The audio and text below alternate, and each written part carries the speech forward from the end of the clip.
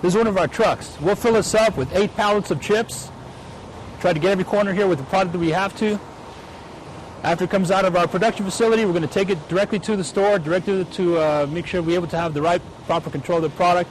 It's our truck, our driver, our time clock. We control everything, try to make sure that we have the right information from the time we make it to the time it gets to the store. So for our statewide distribution, we have a variety of trucks. We have a couple of these 24-footers that take the salsa and the chips to different distribution points. We have some medium-sized 12 to 14-foot refrigerated trucks that takes our salsa and the chips into different stores. We have the smaller vans that take it more locally for the stores that may not need as much space.